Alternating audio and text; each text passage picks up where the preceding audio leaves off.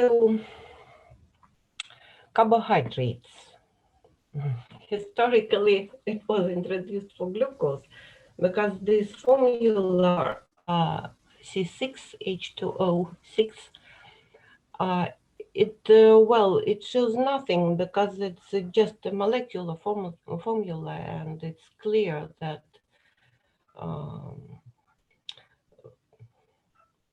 it doesn't show the real structure of a compound. Well, 6 molecules of water around 6 carbon atoms, that's nonsense. And besides that, there are a lot of sugars or carbohydrates that have the other formulas, and they can contain nitrogen or sulfur, for example. But, uh, the definition changed, but the name carbohydrates still in use. So, saccharides, it's or sugars, the loose term, can be divided into several subclasses, and these are monosaccharides, disaccharides, oligosaccharides, and polysaccharides. Monosaccharides are non-hydrolyzable compounds. Disaccharides, it's clear, consist of 2 molecules of monosaccharides and can be converted into monosaccharides by hydrolysis. Oligosaccharides can contain up to 20 fragments of monosaccharides, and if the number of monomers is more than 20 or approximately 20, these are polysaccharides. And besides that, sugars, or better to say monosaccharides, can be different. And homosaccharides, di or oligopolysaccharides, contain the same uh, monomers, same molecules of monosaccharides, and heterosaccharides contain different monosaccharides. We will begin with the monosaccharides first of all, and they can be classified as aldoses. Uh, Such monosaccharides contain an aldehyde group, ketoses, keto group, alditols. Uh, these are polyatomic alcohols that can be synthesized by reduction of aldoses and ketoses. Then deoxy sugars, they have less oxygen atoms, and amino sugars in which OH group is replaced by amine group. Besides that, uh, all monosaccharides can contain different number of carbons, and according to the number of carbon atoms, then can be trioses, then a molecule contains 3 carbon atoms, tetroses, 4, pentoses, 5, hexoses, and so on. So aldoses contain an aldehyde group, and the simplest sugar, it can be considered as sugar because it has this general formula, is glycerylaldehyde. Glycerylaldehyde. This is an aldose and triose at the same time. A molecule of glycerylaldehyde contains the so-called chiral center. Unfortunately, group that studies on Friday still didn't have seminar on stereoisomerism of organic compounds. So just a few words about it. A chiral center or chiral carbon atom is sp3 hybrid carbon that has four different substituents. And such compounds, such molecules, can exist as two isomers, which are mirror images with respect to each other. Here is a mirror plane. These molecules, two molecules, they are called enantiomers, and they cannot be superimposed in space. Not only glycerolaldehyd contains such chiral center.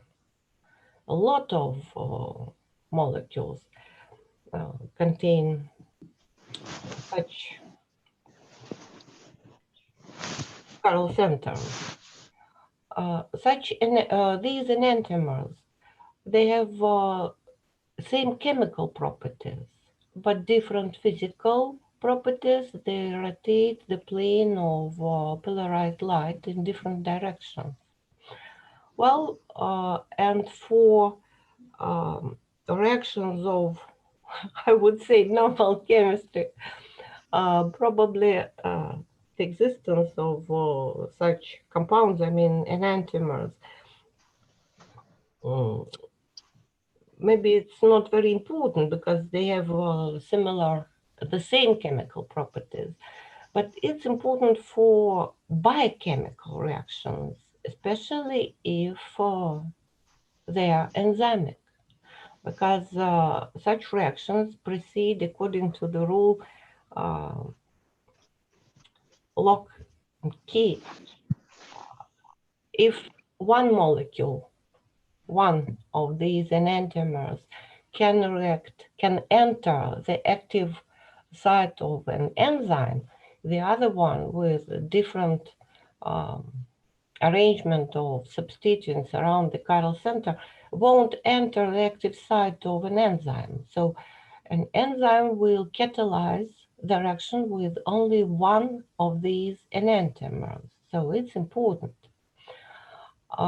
Here, the molecule of glycerolaldehyd, both, are depicted in the so-called Fischer projections.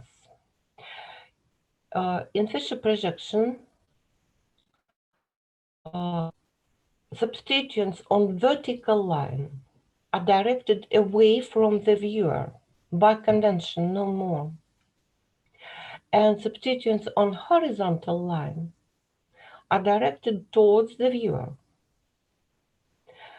And if you swap two substituents, any, for example, an aldehyde group and OH or OH and H and so on, any, you will get the other enantiomer.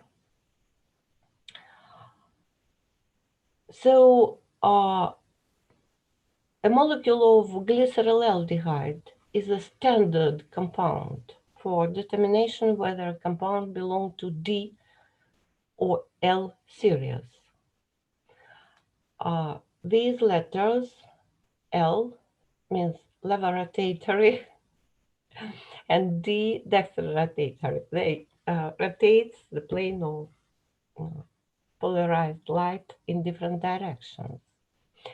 So if in glycerolaldehyd the thinner substituent is on the top and all carbons are on vertical line, and in such formula H is on the right or H is on the left, this is L-glycerolaldehyd. And the other arrangement of these two groups, because one, if you swap two substituents, you will get enantiomers. It is called D-glycerolaldehyd. Molecules of sugars. Here you can see the well-known example. This is glucose. Glucose contains 4 chiral centers, 1, 2, 3, 4. And here the molecule of D-glucose is depicted in Fischer projection. Of course, if substituents at these chiral centers are H and OH, such compound can be classified as D or L isomer. How to determine whether it is D, sugar, or L? You have to compare the configuration or the position of 2 substituents, H and OH, with respect to this vertical CC bond chain. You have to compare them, the configuration of this chiral center with the configuration of chiral center in glycerylaldehyde with one of these enantiomers. So this is the molecule of D-glucose because the configuration is the same, or H is on the right, H on the left, as in the glycerylaldehyde. So this letter D shows the configuration of the last chiral center, and the word glucose shows the configurations of these 3 chiral centers. Because if we swap these 2 substituents, instead of D-glucose, we will get D-galactose. To draw the formula of enantiomer for glucose, the formula of L-glucose, you have to change the configuration of all chiral centers, all of them, not only this one. Because if you swap these 2 substituents, it will be a sugar of L series, but it won't be glucose. Because besides the last chiral center, it has 3 more chiral carbons. Ketoses contain keto group, not aldehyde group. And the simplest is dihydroxyacetone. And well, these are just examples of ketoses of D series. We will consider D series only because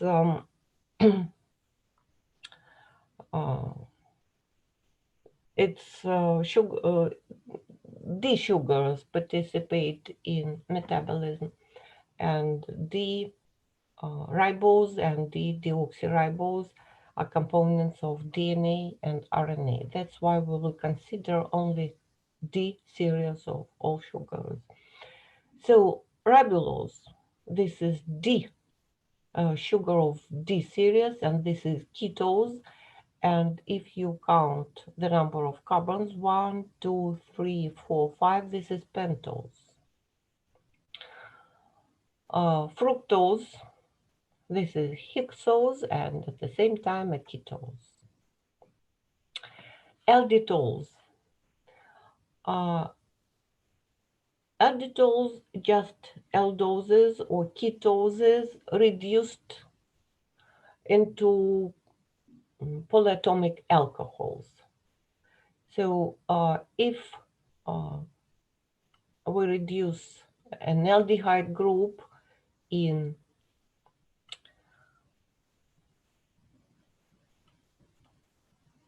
a molecule of ribose, we will get ribitol.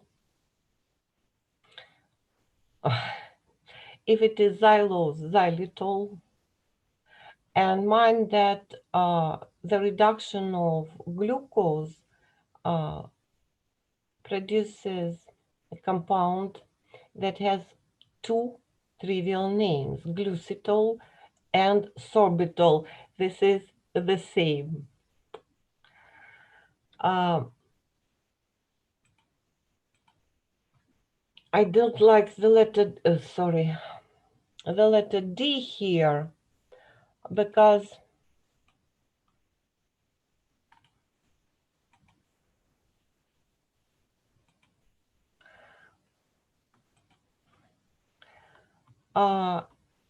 the molecule of xylitol has an extra plane symmetry here, as well as the molecule of ribitol.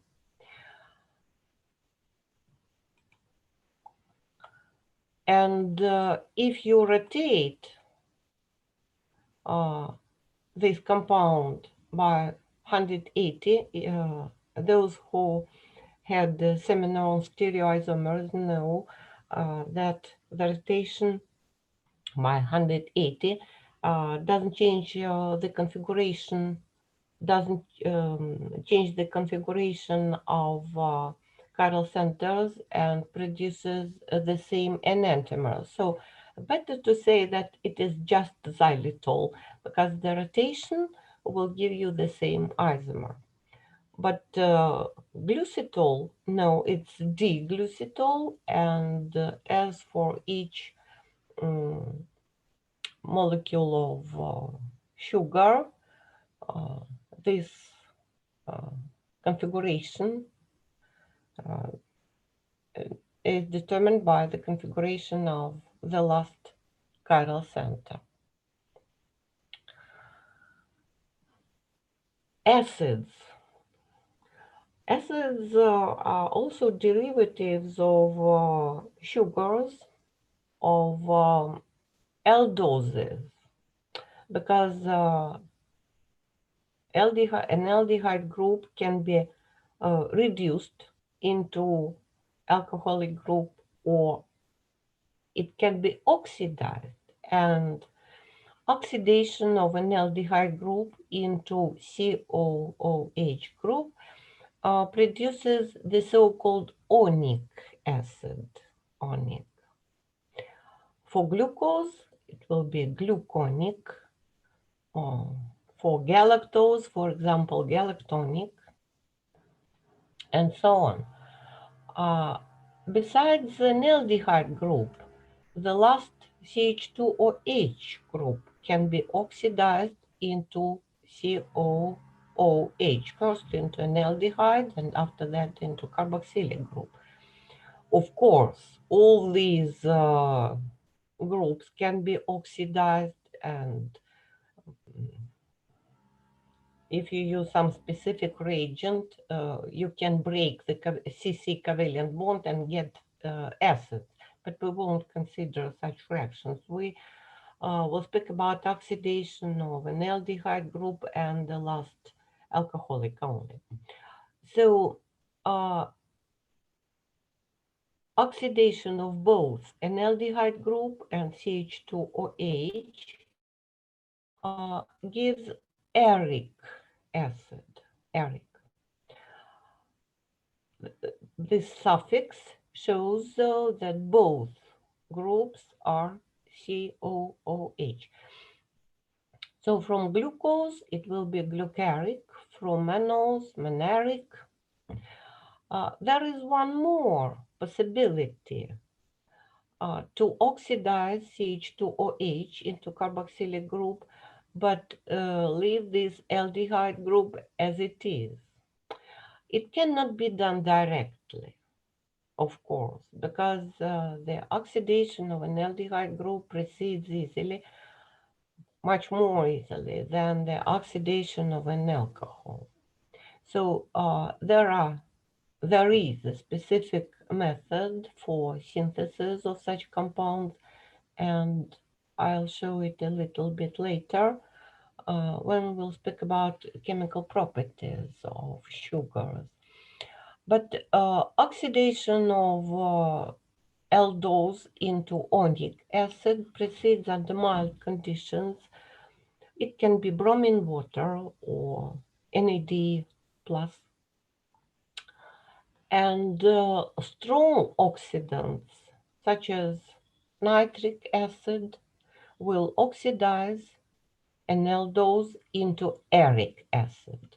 So mild oxidant into onic, strong oxidants into uric acids.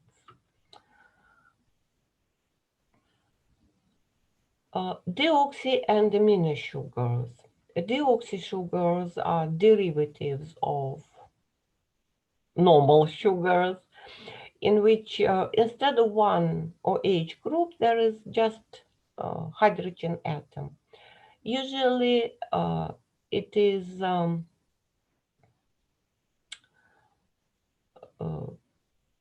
at the second.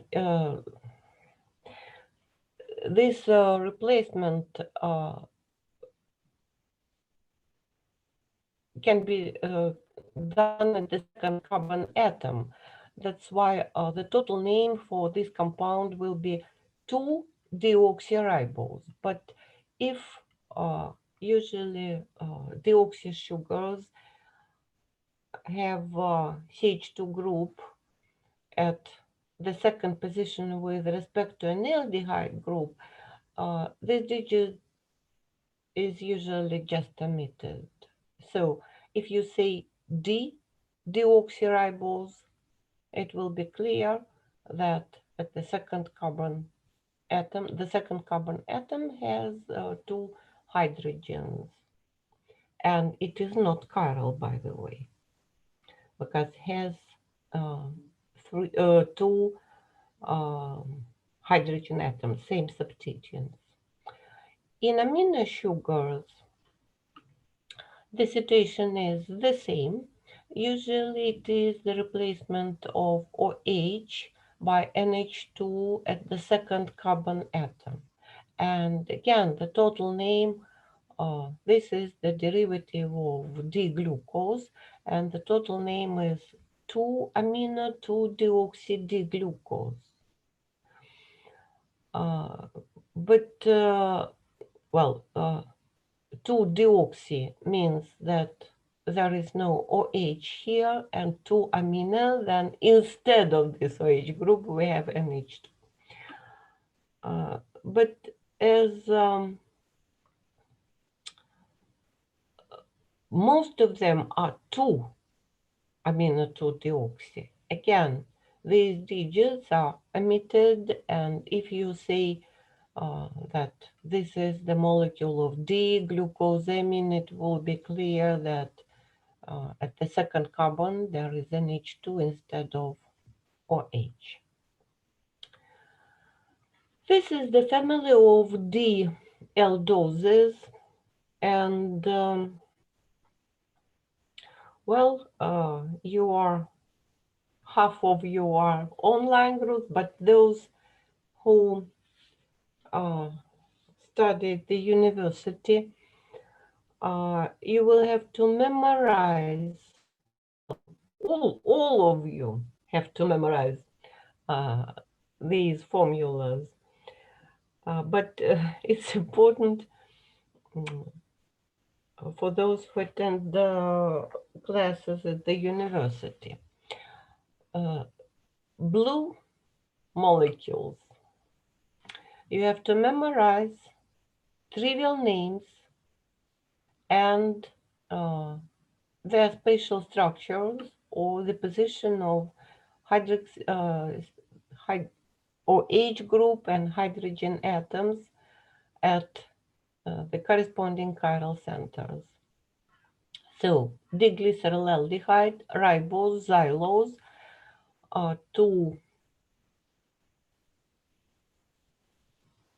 not two pentoses, three. Then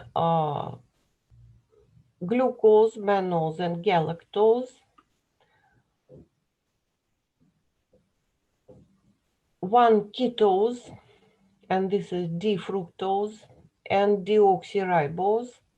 And besides them, that three amino sugars. But if you remember the structure of glucose, mannose, and galactose, you will be able to write reactions or something like that with the corresponding amino sugars.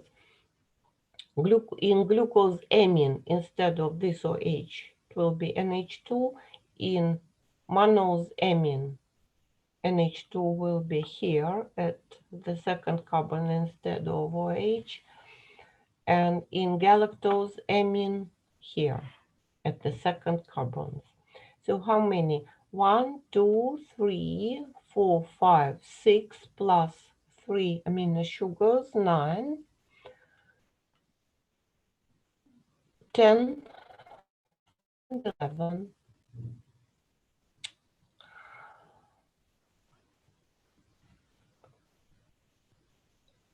Most of these compounds, I mean sugars, they do not exist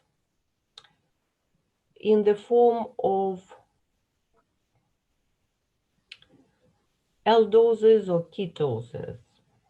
They exist in cyclic forms. And the formation of these cyclic forms is the result of interaction of OH group and an aldehyde or keto group. This is direction of cyclization of 4-hydroxybutanol, direction of formation of cyclic hemiacetal. We considered such reaction when we spoke about chemical properties of polyfunctional compound. Sorry, this is heterofunctional compound. So this is an intramolecular reaction because between nucleophile and nucleophilic center here is oxygen with its lone pair. It attacks carbon with delta plus. And according to the result is a cyclization. According to the mechanism, it will be nucleophilic addition. Direction between an aldehyde and ketone and an alcohol in the ratio 1:1 leads to formation of hemiacetal. So these are hemiacetals, cyclic hemiacetals. And mind that in initial compound, in the so-called open form with keto group or keto form, carbon atom of this carbonyl group is not chiral. It has 3 substituents only, and it cannot be chiral. Cannot exist, a molecule cannot exist in the form of 2 enantiomers.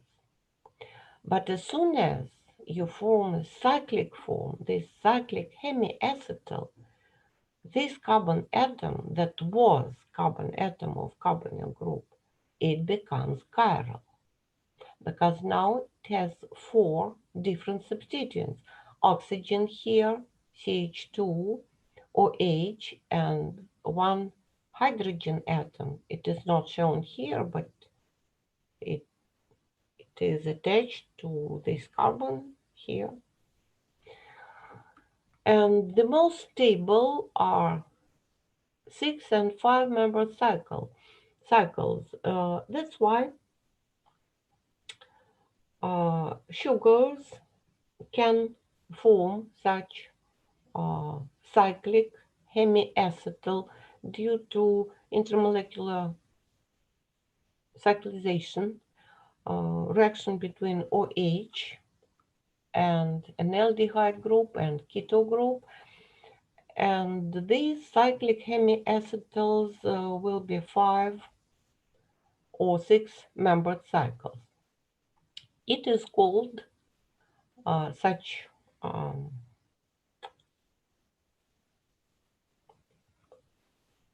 reactions of formation of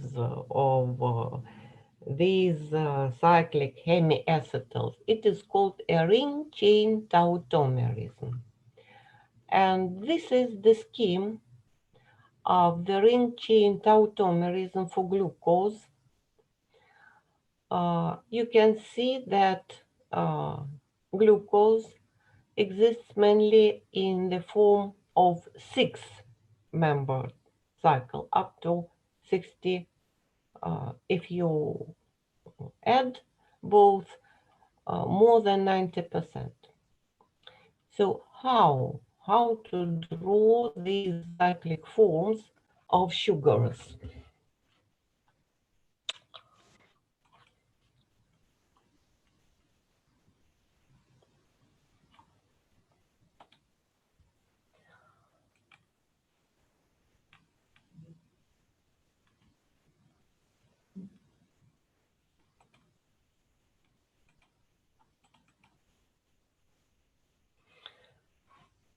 Hope you see the whiteboard now. Yeah? Yes. Yes. Great. So let's take D-glucose and try to draw this cyclic hemiacetal.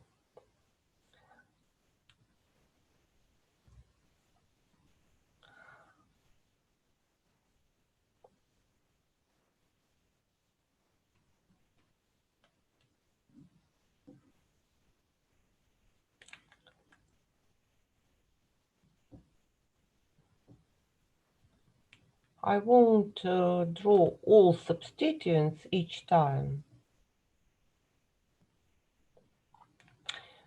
As you saw, these cyclic hemiacetals contain oxygen, of course, in cycles. So to get six-membered cycle, we need 5 carbons, and the sixth atom will be oxygen. And as the direction proceeds between OH group and carbonyl group, this carbon atom will be the first in our future cycle. So 1, 2, 3, 4, 5, and this oxygen will be the sixth. I'll do it like this.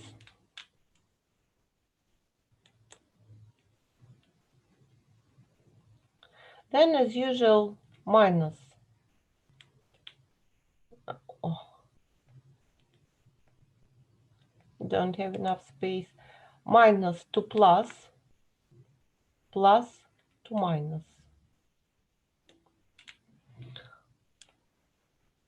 Direction is reversible.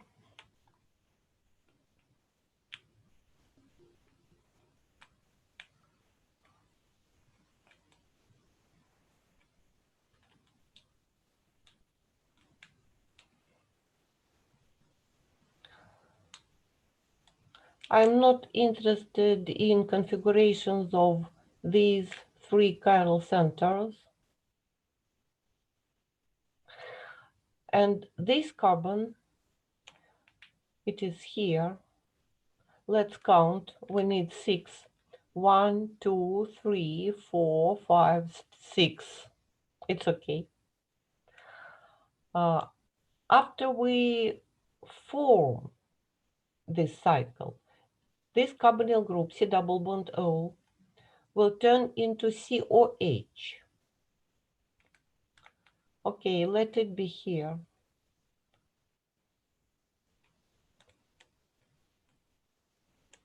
And this hydrogen atom is this one. But in initial compound, this carbon wasn't chiral. It became chiral after the formation of the cycle. It means that if I swap these two substituents, I'll get the other isomer.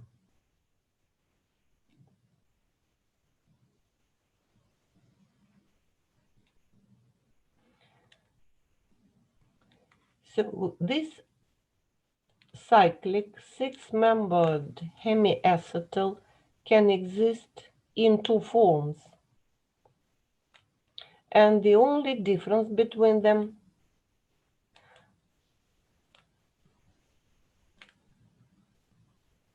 will be the configuration of this new chiral center.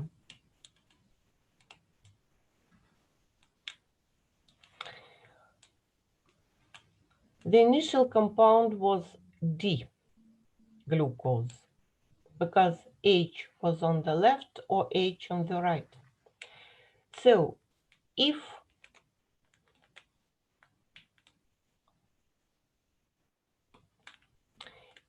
the configuration of this new chiral center is the same that the configuration of the last chiral center, and it's the same here. H, both hydrogens are on the left, both oxygens, this and this on the right. It is called alpha anomer. If these two carbons have opposite configuration, this is beta anomer. That's why it's important when you draw any cyclic hemiacetal, it's important to close this cycle from above. This covalent bond should come from the top of the Fischer projection of any sugar, because only in this case you will be able to compare the configuration of new chiral center and the last chiral center. The most typical mistake students make is the following. They do it like this, sorry.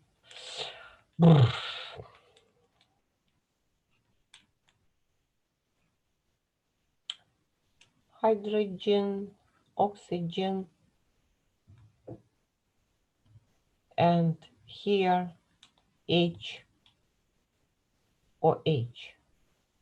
How you compare the configuration of this new chiral center and the last one? Well, H is on the same side, but where is oxygen? So don't do it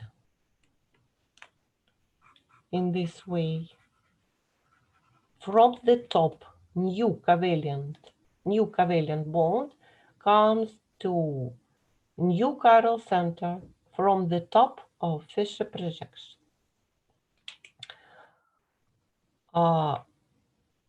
Six-membered cycles are called pyranoses because pyran is a heterocycle containing oxygen, six-membered cycle.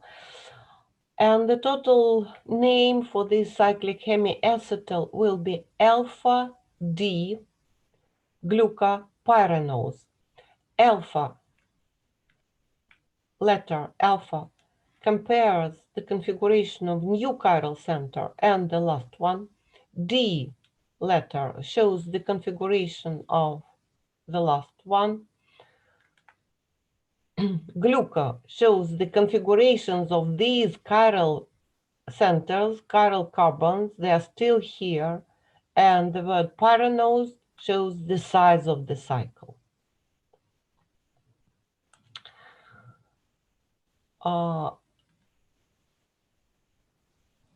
Besides six-membered cycles, sugar can form five-membered hemiacetals.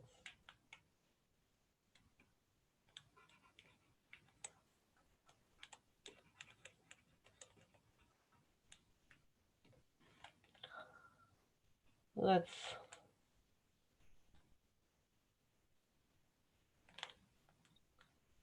draw now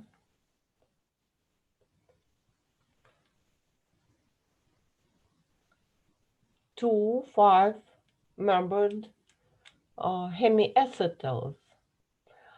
Why two? Because as soon as this carbon atom becomes chiral, we will get two isomers, two special isomers. So to form five-membered cycle, we need four carbons and one oxygen. So 1, 2, 3, 4, and this now it is OH at the fourth carbon that will react in the same manner with from the top with an aldehyde group minus to plus, this plus to minus. So the result, this is the last chiral center.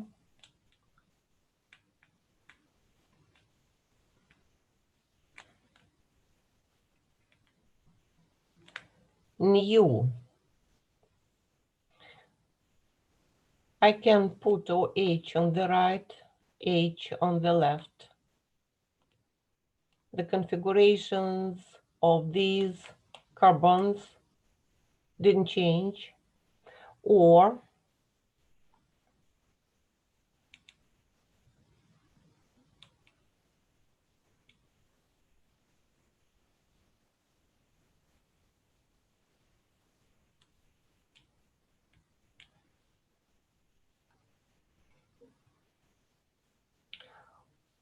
H here and OH here.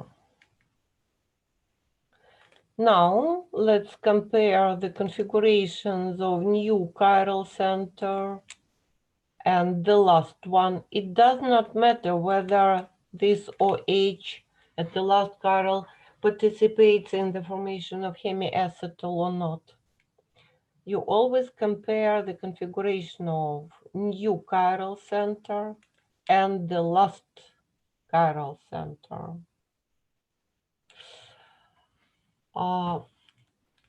These two carbons had same configurations, H on the left or H on the right. So this is alpha anomer, and this one with opposite configuration beta. But now we got 5-membered cycle, and 5-membered cycles are called furanoses because furane is 5-membered heterocycle that contains oxygen.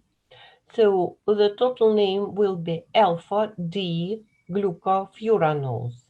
And again, alpha compares configurations of new chiral center and the last one. Letter D shows the configuration of the last one. Word gluco, or word, the residue, the root, the configurations of these both, not only 2, 3, this, and this. Carbons, and word furanose shows the size of the cycle. And this one will be beta D glucofuranose. The task in a paper test or in your workbook to draw the scheme of the ring chain tautomerism means to draw this open form or chain form of any sugar and 4 cyclic hemiacetals, 2 pyranoses, alpha and beta, and 2 furanoses. But probably you noticed that in my scheme, these hemiacetals were depicted not in Fischer projections, but they were depicted, for example, 6-membered cycle like this. This is the so-called Haworth projections. This is Haworth projection for pyranose and this one for furanose. both cycles are in the plane which is perpendicular to the plane of the blackboard. So this part of both cycles are directed towards us, towards the viewer, and we don't see oxygen. It's somewhere behind the plane of the blackboard. So these are Hebrews projections. How to turn the formula of cyclic hemiacetal from Fisher projection into Hebrews projection?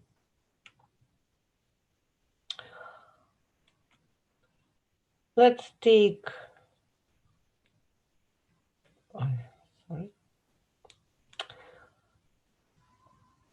Let's take, let it be alpha D glucopyranose in Fisher projection.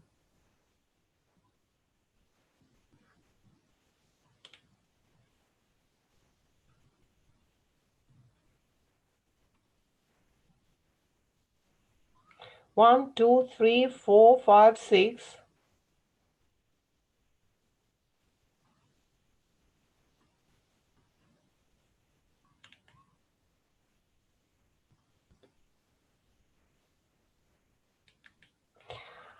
And try to depict it in this form.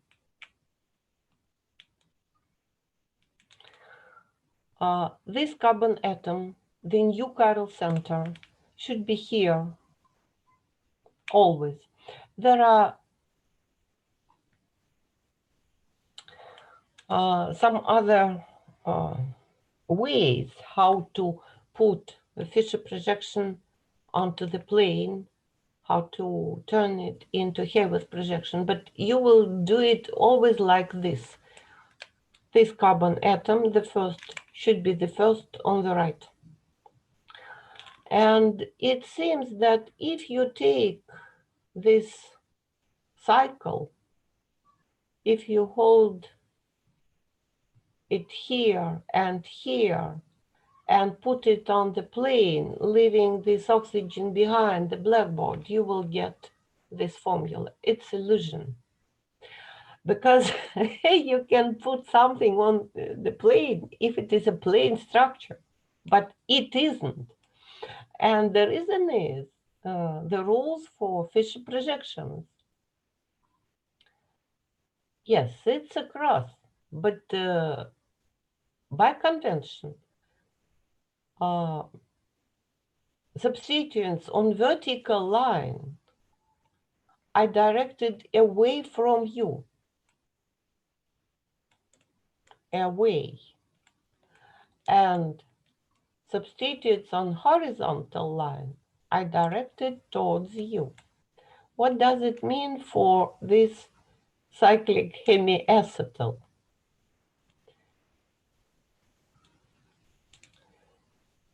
This is the first carbon atom.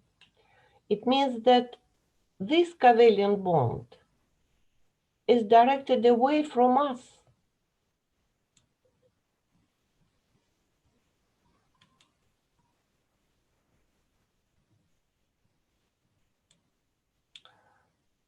But this one is directed towards us. The cycle is not plane. And the first thing we should do is to turn it into a plane structure. I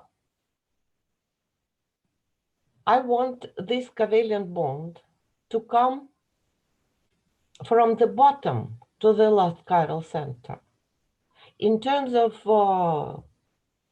stereoisomerism, it will mean that my cycle will be perpendicular to the plane of the blackboard. This covalent bond will be directed somewhere away from us. This oxygen will be behind the blackboard, and if this bond will be directed in the same manner, it will mean that this cycle will be perpendicular to the plane of the black bond. Well, what should I do? Just to swap two substituents. Formally, of course, I'll break this covalent bond and this and swap.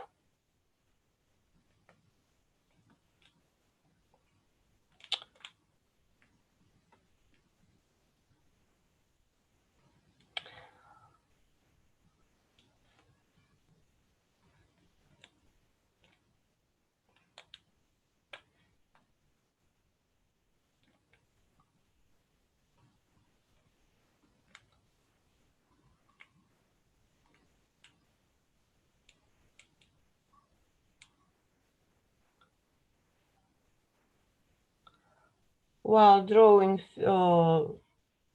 Fischer projections, it's worth counting each time number of carbons. 1, 2, 3, 4, 5, 6. Still hexoses. Now,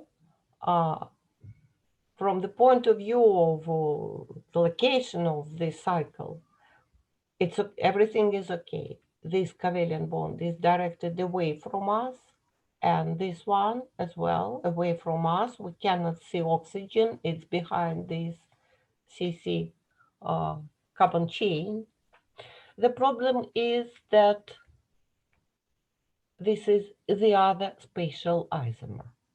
I cannot say that these two compounds are enantiomers because I changed the configuration of one chiral center only. And besides this chiral center, we have 4 more chiral carbons in it. But they are spatial isomers because if I swap two substituents one time, I'll get an enantiomer. If I do it twice, I'll get the same enantiomer. So the only possible way to get back to initial isomer is to swap now these two substituents. I won't touch this covalent bond because the location in space of this cycle suits me. So one more rearrangement.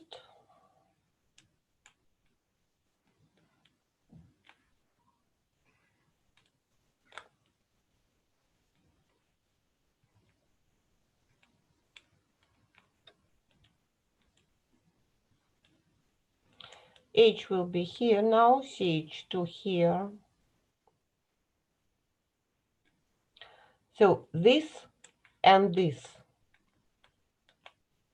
These two forms are the same compound and same spatial isomer. Now I can put it on the plane. This carbon will be the first one.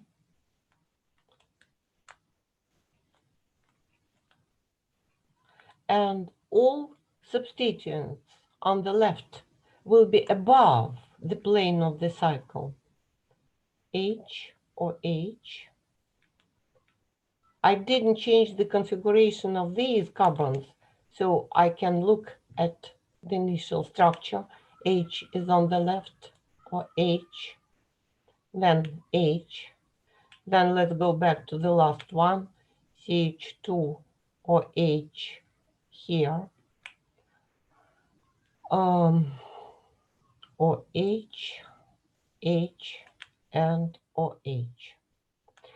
So now I have alpha D glucopyranose in two projections, in Fischer projection and in Haber's projection. If it is furanose, the task is a little bit more complicated.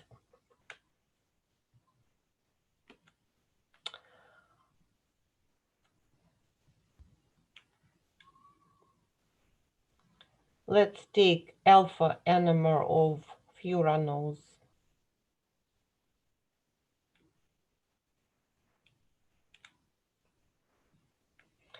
In Fisher projection.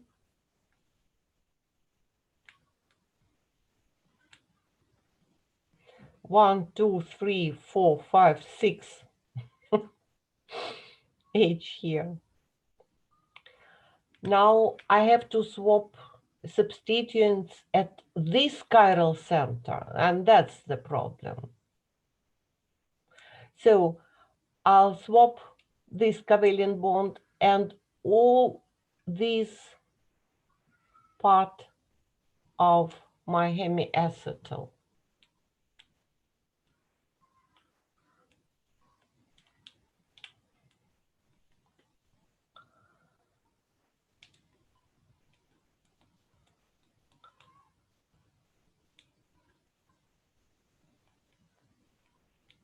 You can rotate it in the plane of the picture, not like a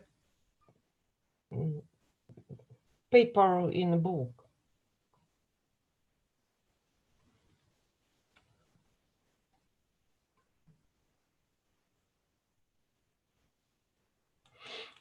One, two, three, four, five, 6.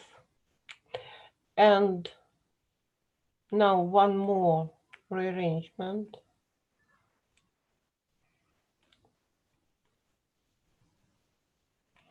And this part will go here.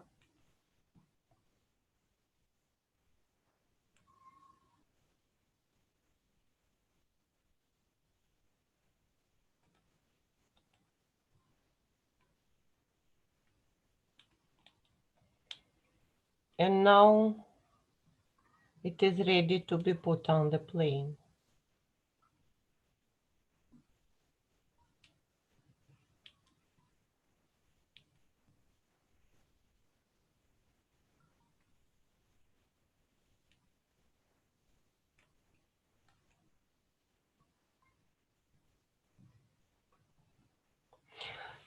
You can do it yourself, and you will do it yourself, and compare the result with the scheme.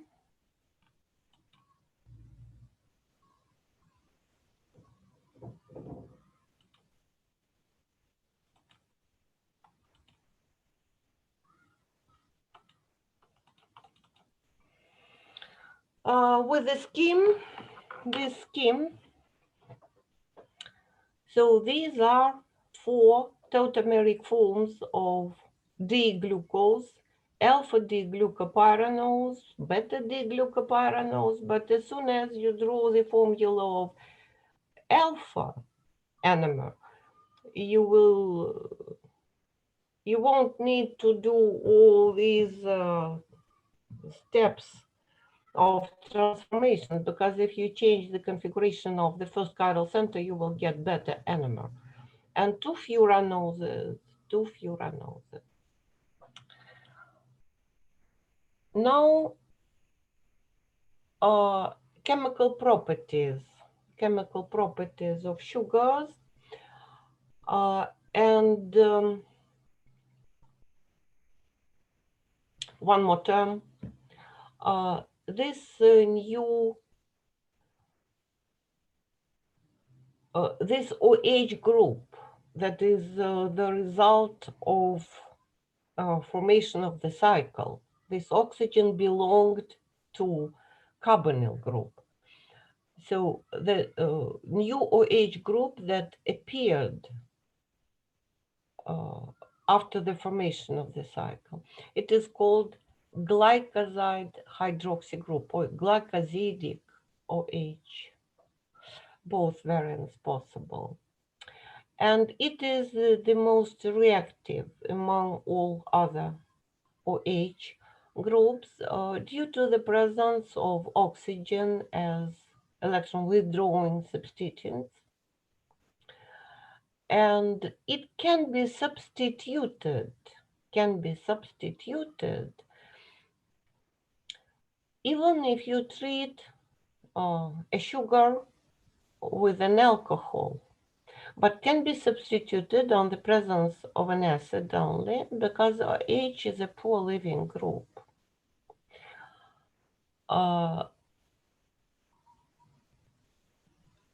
One more reason for substitution of glycosidic or glycoside hydroxyl group in such reaction is the mechanism of this reaction, because it proceeds through the formation of carbocation. I need to show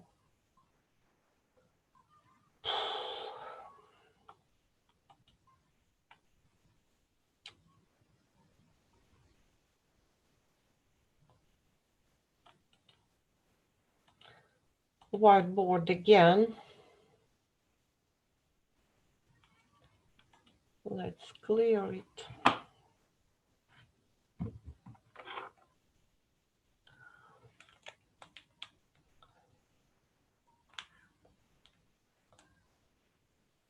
Let it be a pyranose, any.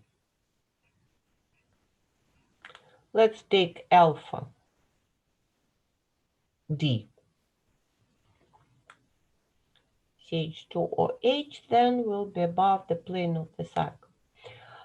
So this is hemiacetal, and hemiacetals turn into acetals in the reaction with alcohols, but in the presence of acids, H+. It will protonate this oxygen. It has two lone pairs,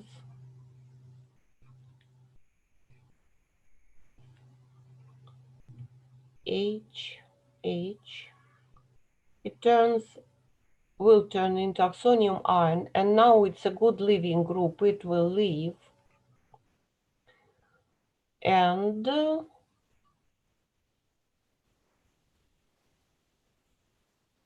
this is a carbocation that is an intermediate particle in this reaction.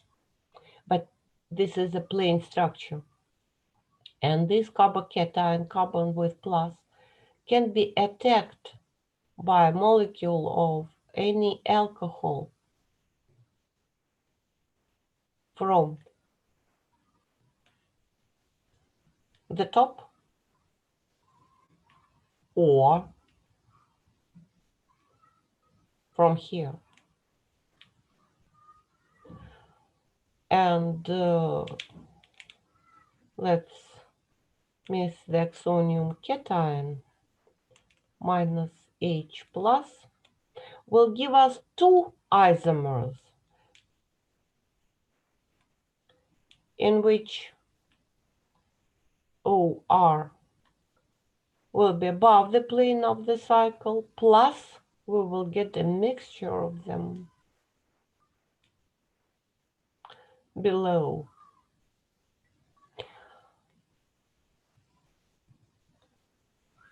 This oxygen is here. So we replaced not hydrogen atom, but OH. And such compounds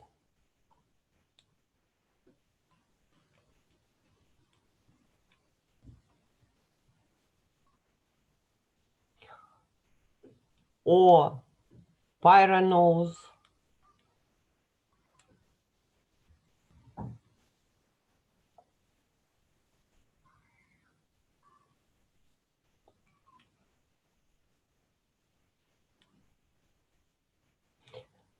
both are, in case of D series, both are alpha.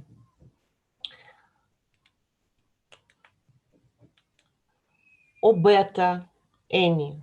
But products of replacement of glycosidic hydroxide group, they are called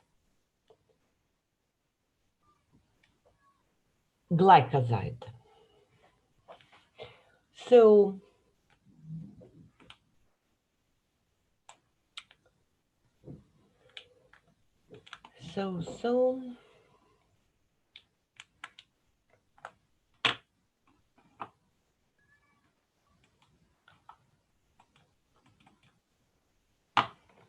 starting from beta-D-glucopyranols, you will get both isomers alpha and beta.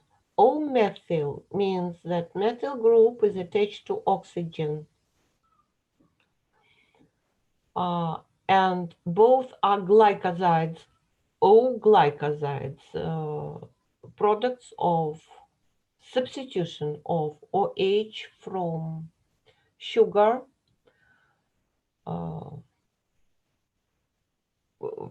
by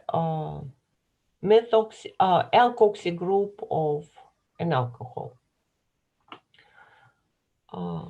Strong, more reactive alkylating reagents can react with all other OH group, and this is the example. But the hydrolysis of these completely methylated sugar will proceed at the first carbon atom.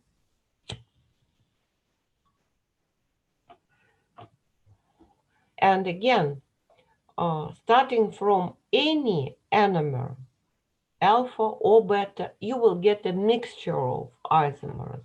The mechanism will be absolutely the same. Protonation of this oxygen, then the molecule of an alcohol will leave, forming carbocation, and this carbocation will be attacked by water from both sides of this plane structure. That's the reason we will get to enantiomers. If you acylate sugar, the nucleophilicity of this OH will be reduced a little bit due to the presence of electron withdrawing substituent oxygen in the cycle. But in case of amino sugars, nitrogen will be more nucleophilic because its electronegativity is lower than the electronegativity of oxygen. So acylation for amino sugars will precede at nitrogen at NH2 group. The example here is given for galactose amine. For both, this curved covalent bond doesn't mean macroartic covalent bond. It means that you have both alpha and beta anomers, or that configuration of this first chiral center is not determined. You will get N-acetyl galactose amine. Makes no difference whether you write direction of acylation for hemiacetal or for open form or chain form of initial sugar, because amine group at the second position cannot participate in the formation of cyclic form of sugar, so it does not matter. And the reaction of glycosidic OH group is the reaction of this group with alcohols. The fact that it is the most reactive among all other OH group is used for synthesis of this uronic acid that I mentioned. I want to show again. So mild oxidants turns aldoses into onic acid, strong oxidants into uric, but to oxidize CH2OH and don't touch an aldehyde group in the direct reaction, it's impossible. So how can it can be done? We need to protect somehow an aldehyde group from oxidation. And this can be done due to the formation of O-glycoside from initial sugar. As all sugars exist predominantly in cyclic form, we need to treat it with any alcohol under acidic conditions and to get O-glycoside to substitute OH group with OR. And now we can oxidize it, but without breaking CC covalent bond, we can oxidize only this CH2OH group, and it can be done in 2 steps. That's why 2 molecules of NAD plus is used. The first will oxidize this alcohol into an aldehyde, and the second aldehyde into carboxylic acid. And after that, we can hydrolyze this O-glycoside. We will remove this protective group. It will be again substitution, a nucleophilic substitution. And this compound, its chain form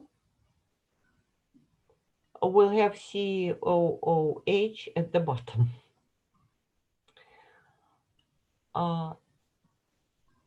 Uronic acids can undergo decarboxylation in the processes of metabolism. And this decarboxylation reduces the number of carbon atoms in a molecule of sugar. So if we remove CO2 from this carboxylic group, will be 2 hydrogen atoms here, and the chain form in which hydrogen will go to this oxygen, and this carbon will become carbon atom in carbonyl group. There is 1 more hydrogen here. We will get a sugar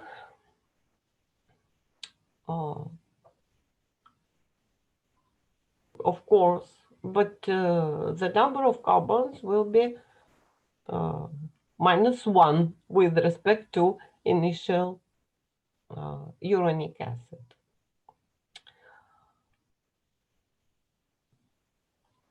One more interesting reaction that is called isomerization or epimerization, because it leads to formation of epimers.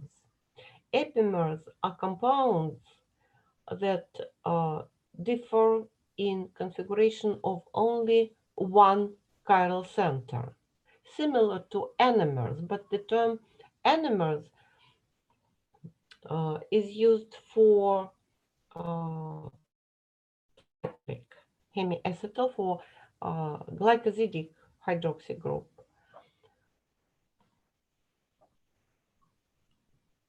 Aldoses and ketoses can undergo the ketyl-enol tautomerism. Carbon CH covalent bond in alpha position with respect to carbonyl group. This is CH acidic center, and oxygen in carbonyl group, doesn't matter whether it is an aldehyde or keto group, is a center of basicity. We spoke about the mechanism of this reaction. Of course, this hydrogen cannot jump directly from 1 carbon to this oxygen. This is such reactions proceed in the presence of a base, or and this base can be the other molecule of initial compound or molecule of solvent or base added to the reaction mixture. So, but formally, it jumps from the second, one, two, three, from the first carbon atom to the third. And double bonds or pi bond will migrate, will be between first and second carbon, like this. This type of tautomerism is called ketoenol. But this intermediate compound isn't, well, simple enol, because enol means double bond and one OH group, and here we have two. This is endiol. Endiol. The reverse reaction can give us the same compound, or this carbon atom, the second one, is not chiral in endiol form. So when hydrogen goes back to the second carbon,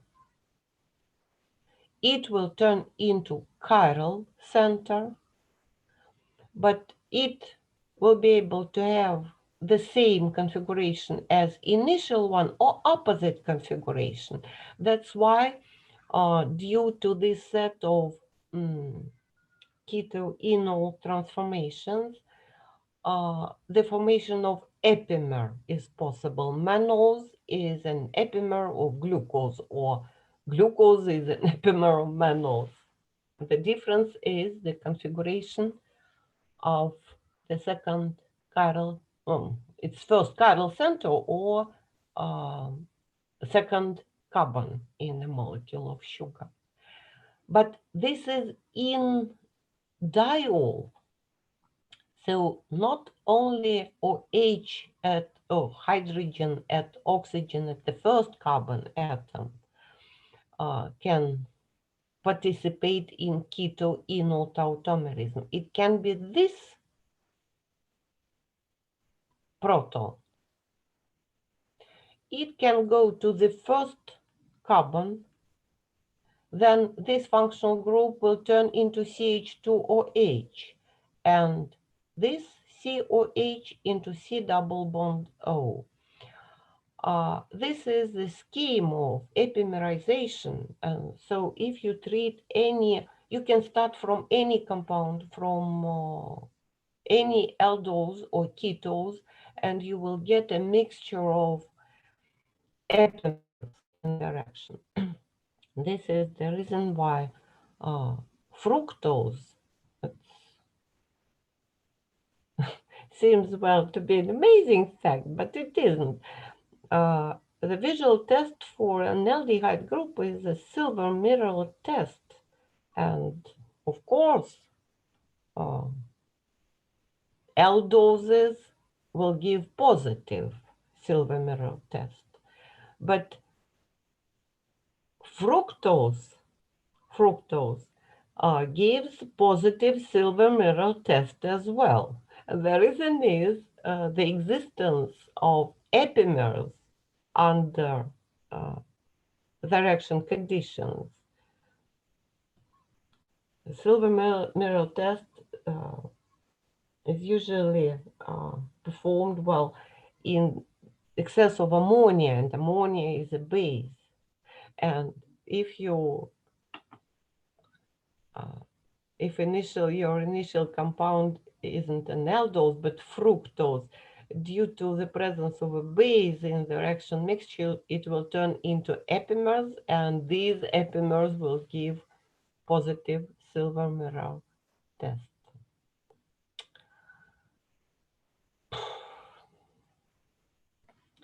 Well, I have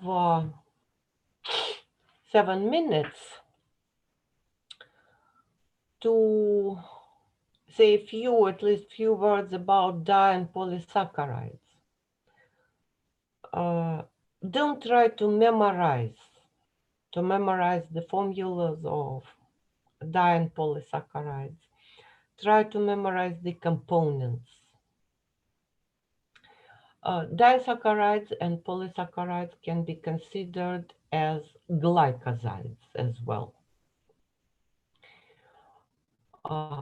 Because formally, the formation of disaccharide is the replacement of OH group, glycosidic OH group, in the molecule of the first sugar, cyclic hemiacetal, by the residue of the second cyclic hemiacetal.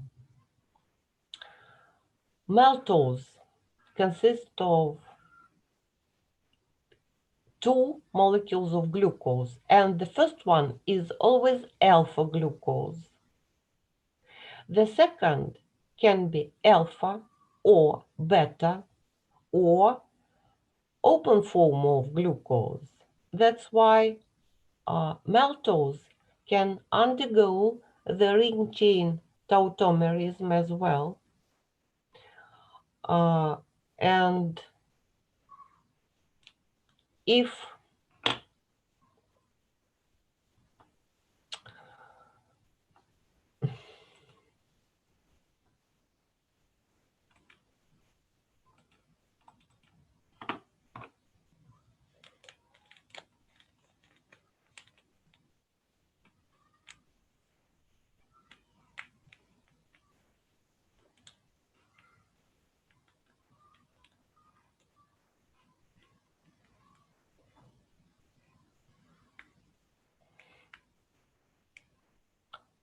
H or H. In case of glucose residues here, it will be maltose. If this hydrogen will go to this oxygen and double bond here, we will get an open form of maltose in which the first residue of glucose will exist in the form of an acetal because this OH is not free and it cannot, no hydrogen here to go back to this oxygen. But this part will turn into an open form. And again, this open form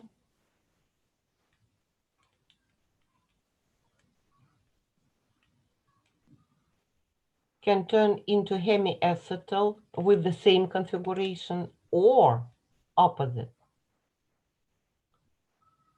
So in case of two glucoses here, it will be alpha maltose. This is an open form of maltose, and this one will be beta maltose. Such sugars that are able to undergo the ring chain tautomerism are called reducing sugars because they can be oxidized due to the presence of carbonyl group here, an aldehyde group here. They can be oxidized into bionic acids. And if they are oxidized, something is reduced. That's why they are reducing sugars.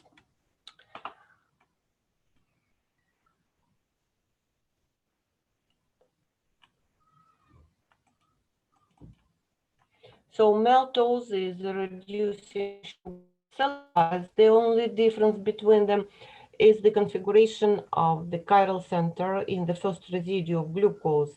In maltose, it is alpha D-glucopyranose. In syllabides, it is beta D-glucopyranose. And as maltose can undergo the ring chain tautomerism, syllabides is always able to or is also able to undergo the same transformation. So it can be alpha syllabase, beta syllabase, or open form. Lactose consists of beta D galactopyranose, this one always, and this is beta glycosidic covalent bond. And the second residue can alpha or beta or open form of glucose.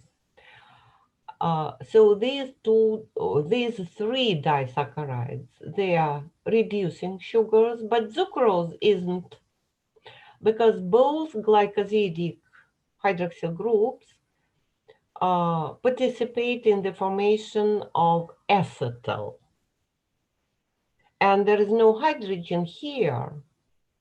And sucrose is non-reducing disaccharides. And well, two formulas you should know. The formulas of cellulose. Cellulose consists of residues of beta D glucopyranoses. So glycosidic bond here has beta configuration. Instead, in starch, glycosidic covalent bond has alpha configuration. Alpha configuration. So it consists of alpha D glucopyranose. Our enzymes can hydrolyze alpha glycosidic bond, but cannot hydrolyze beta glycosidic covalent bond. A cow can, we cannot. Starch consists of two